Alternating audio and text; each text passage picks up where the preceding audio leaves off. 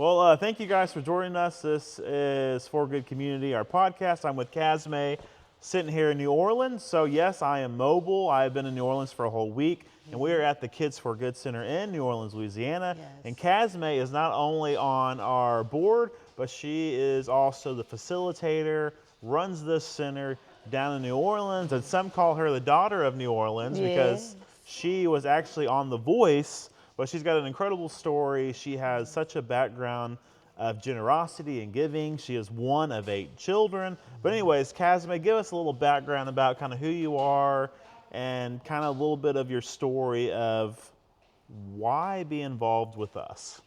Well, hello, everybody. I am Casmè. I'm from New Orleans. Been singing, acting, dancing since I started crawling. I love people. I love music. I love God. I love using every gift that He's given me to help make this world a better place.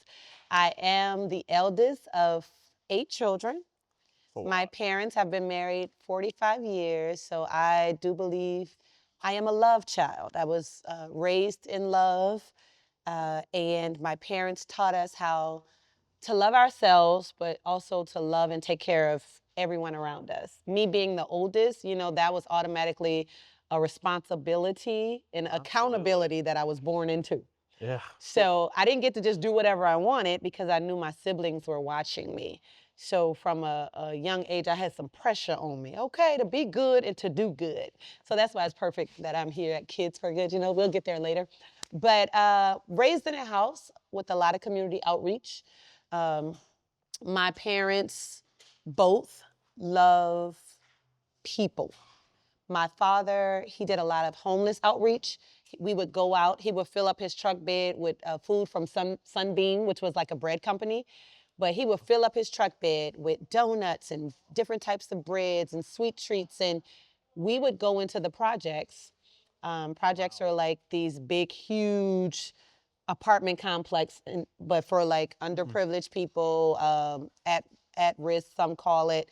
But we would go and people were so grateful and thankful when they would see him pull up. They would take off running, go inside and get their little grocery bags, and they'll come out.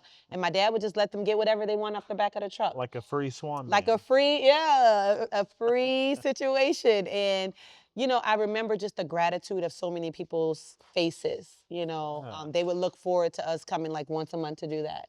Me and my sisters would be on the side with a little amp, singing songs about Jesus, singing songs of healing. And, we were kids, but my dad would pray for people. And it was just the foundation for me of generosity and gratitude. And so from that point on, throughout my life, I started other initiatives similar. I used to call this one thing we would do called Blessings on the Bricks. Blessing on the brick. Blessings on the Bricks. Okay. So we would make hot breakfasts, and we would go to the different parks where homeless people were, and we would just pull up on them and bless them with hot grits and eggs and sausage. Wow. And that started when I lived in Nashville. And from there, it just trickled, and I started Casmè Cares Community Outreach. Okay. Because everybody would be like, you care, Casmè Cares. They just start making it like a joke because I'm always like, how can I help people's lives be better, I realized I was afforded the opportunity to be raised in love. Mm-hmm. And so many people don't get that. Absolutely. And so throughout my life, initiatives to help people who are hurting. My husband liked to call it ministry, where I am here to help heal the brokenhearted. Absolutely. People are brokenhearted because they can't feed their families. People are brokenhearted because they don't have things to give their kids for Christmas. People are brokenhearted because there is no air in their homes and they're hot. So throughout my life, I'm just always trying to figure out how I can solve a problem. Yeah, sometimes it's just a simple problem. A simple problem. Started Good NOLA because I deal with young girls who have anger issues. I have a mentoring program called Daughter of the King, and it's a girls' club, and we teach young girls to become young ladies. Etiquette, training, manners, safety, dating, tips. And so with that, because I do work a lot with orphan girls, I realized there was anger built inside of them, and how can I help them release that God gave me the vision for Break Room NOLA, which is like a rage room. Mm, But instead of rage, I don't focus on the rage, I focus on the therapeutic aspect of it, of releasing. And yeah. so we call it Break Room NOLA Smash and Splash Therapy. Yeah, So you a healthy, release. healthy release. Yes. Yeah. Release anxiety and stress.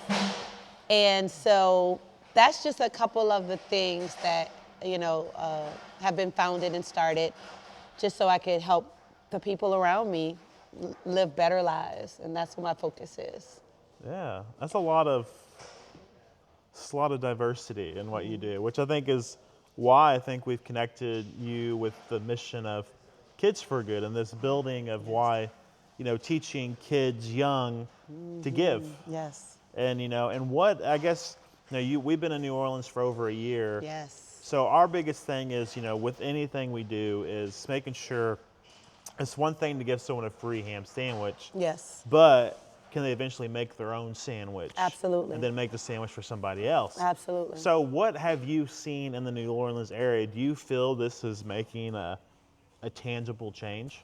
I'm gonna be honest with you. A lot of young people come through here, and one of the things I encourage is for them to find something because we want them to get something for themselves and we want them to get something for someone else. I always say, even in getting something for yourself, is this something that you could potentially use to start your own business? Yeah. We get a lot of heat presses and we get a lot of photo equipment and, things like that. So sewing machines, I like to ask them and encourage them to look for something that may be in line with your vision of your gifts and your talents. Yeah. And so for that, I can say, yes, I've seen a lot of that, 3D amazing. printers and things like that. So kudos to you guys. Thank you so much for that because, these children, they have downtime. So Yeah. let's encourage them to work on their craft. And Yeah. let's give them the tools because a $200 Cricut machine is completely out of the question for some parents, for some households. absolutely. They're like, baby, we need food in here. We need to pay the electricity. I'm not about to spend $200 on a Cricut machine for you to start a business, not knowing that that investment is an investment. And Yeah. eventually they can actually start selling T-shirts for $20. Sell 10 T-shirts, you got your money back. Yeah. But sometimes the parents may not even have that mindset to even be able to guide their kids. Yeah. So I think that this is beautiful. I don't want them to just come in looking for just a gift, just something that makes me happy. Happy is good, but also look for something that you can invest in that'll make you happier by getting some money coming through, Yeah, not only money, but also, building T-shirts for, school events or just, they Absolutely. could donate those services to other Absolutely, the people. charity work, Yeah, yeah, no, that's an important thing. And obviously, you're a singer. So tell us a little bit more about, I know I mentioned back to not only your giving aspect, but, I know we've had you come up for, gosh, you've done MCing for us for multiple events. Yes. So kind of tell us the background of your singing history and career, why, why? I'm a terrible singer, so I don't know nothing about singing. Well, my but- parents both are singers. Okay. And I love music, but I love to create music that brings hope and that inspire people. Okay. So I wrote my first song in 3rd grade. I broke my arm in 3rd grade at school. And while I was in the hospital, I looked around and I noticed there were kids in way worse situations than me. So I wrote a song and it said, Father, heal your people. Father, heal your people. Father, heal your people.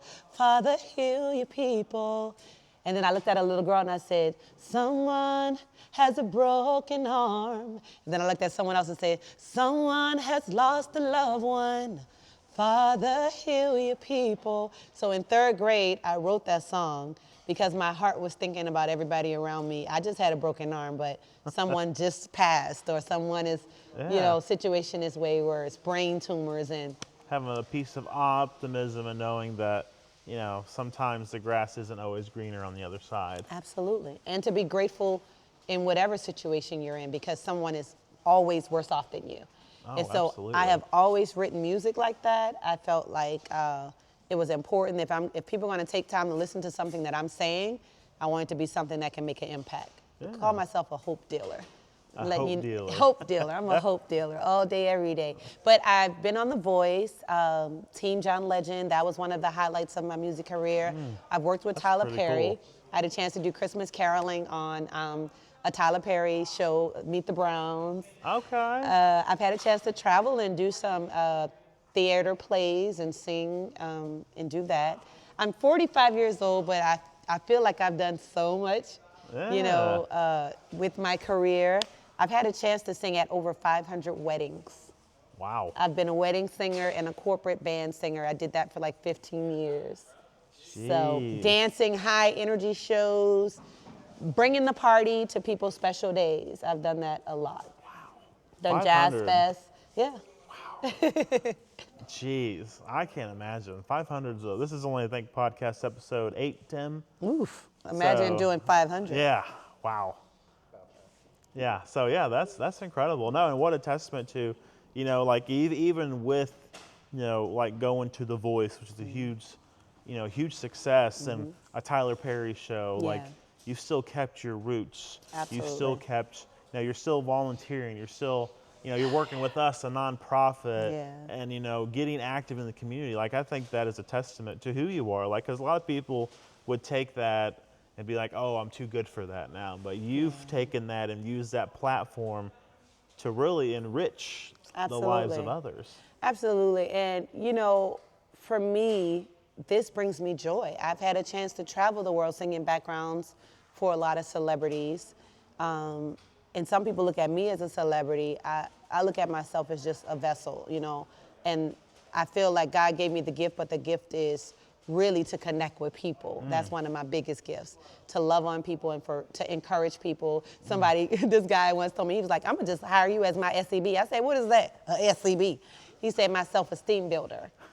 And I was like, okay, well, hire me. How much is that paying? Because my bank account does not match my work ethic right now, so bring it on. But no, I love, because children, they see that sparkle. Absolutely. I was once a little New Orleans girl with dreams, and I went on to achieve a lot of those goals. I set the foundation in working hard, but then the integrity, and the character is what keeps you there and keeps you blessed. Absolutely. So, your talent's going to get you in the door, but how you treat people after that actually matters too, and how far you go. So for me, I'm like, I'm here. I'm accessible. I want to hug the kids. I want to let them know that they can reach their goals. They're our future. So being a part of this is beautiful in that aspect, Yeah, no, and it's just that uplifting of, like you can now, like, you have a little girl who wants to sing. It's like, hey, like I also want to be on The Voice. Like, well, here, let me help you. You have that coaching aspect now to help them. Absolutely. I mentor people all the time, Yeah. But I also say the rewards are greater in heaven. So I like to look at my time here on earth as building my storehouse in heaven. Everything that I do is not about me, it's about him. And so I want to make sure that people know that and that they feel that. Yeah. Because even working with you guys, I met Kyle outside at a event, and I didn't know who he was. Yeah, okay? the pork Nola pig. It was a restaurant or something. Yeah, Potbelly Nola. Potbelly Nola. And I'm going to tell you guys, Nola. I was completely not feeling well that day. I got lost. My phone died, so I had no way to contact anybody. So I was really about to turn around and just say, I said, God, if you don't show me a sign, I'm going home. Because I'm sick, I'm tired, I don't have a phone, I don't know where I'm at. And then I saw a For Good bus, something I had never seen in my life. So God said, there's your sign. So I wrapped around the building, they were there. I did what I said I was gonna do with Pastor Andy. I said I was coming to do some worship music, and I did. It was at the very end, so people wasn't really listening because they were grabbing them gifts, baby. A few people said they appreciated me being there, and that's fine. I don't do it for that.